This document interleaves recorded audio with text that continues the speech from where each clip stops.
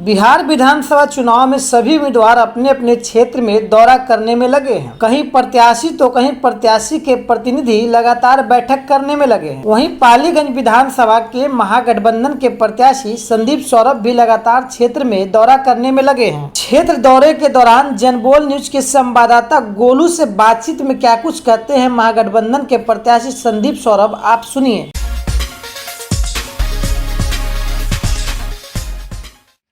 देखिए, पालीगंज की समस्याएं क्या क्या है, पहले तो इसको समझना पड़ेगा, तभी इसको आगे उठा पाएंगे। और पालीगंज में हम देख रहे हैं कि ऐसे कई गांव हैं जिनके यहाँ गली नली का निर्माण, कई गांव ऐसे हैं जहाँ तक अभी तक कोई सड़क का निर्माण नहीं हुआ है। तो ये बेसिक जो उनकी दिक्कतें हैं ये तो हम समझ रहे हैं। बड़े लेवल पे पालीगंज में स्कूल शिक्षा का बड़ा संकट है। आप समझिए कि जो गरीब तबके के लोग हैं, जो पिछड़े समुदाय के लोग हैं, जो दलित समुदाय के लोग हैं, उन तमाम लोगों के जो बच्चे हैं वो जिस स्कूल में पढ़ते हैं उस स्कूल में पढ़ाई लिखाई का कोई इंतज़ाम नहीं है।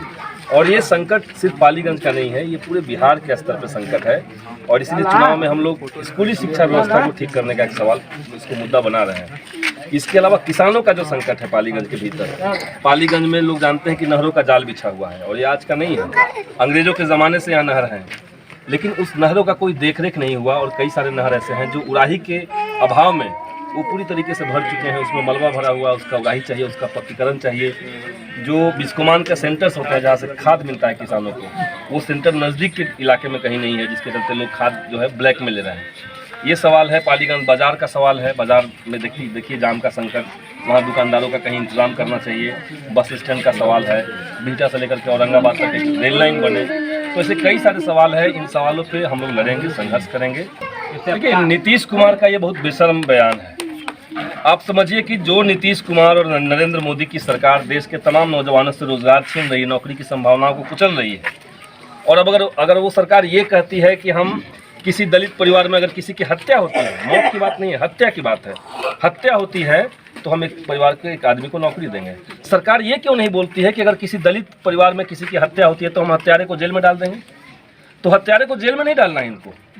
और समझिए कि ये कितना बड़ा कि जो हत्या माने आप नौकरी को हत्या से जोड़ करके आप हत्या का जो पूरा एक सिलसिला चल रहा है देश के अंदर, दलितों का जो हत्या लगातार होता है, उनके ऊपर दमन होता है, पिछड़ों की जो हत्याएं होती है, तो उसको तो आप बढ़ावा दे रहे हैं नौकरी से, उसको देख करके। अगर एक परिवार है जो बहुत जिसको नौकरी चाहिए, तो संभव है कि उसका जो बेटा है अपने बाप को हत्या कर दे? ये संभव है नौकरी के लिए? या कोई बाप है वो मजबूरी में कहेगा अपने बेटे की मेरी हत्या कर दो? तो ये हत्या की जो संस्कृति है, इसको बढ़ावा देने वाली बात है। और आप सीधे क्यों नहीं करते कि हम देश में सबको रोजगार देंगे, दलितों को रोजगार में आरक्षण देंगे? वहाँ तो आरक्षण नहीं दे रहे हैं आप, आरक्षण तो खत्म कर रहे हैं। तो ये नीतीश सरकार का बहुत ही बेतुका और दलित विरोधी और हत्या की संस्कृति को बढ़ाने वाला बयान है। आपका परिचय? संदीप सौरभ नाम है, महागठबंधन की तरफ से मैं पालीगंज से प्रत्याशी हूँ।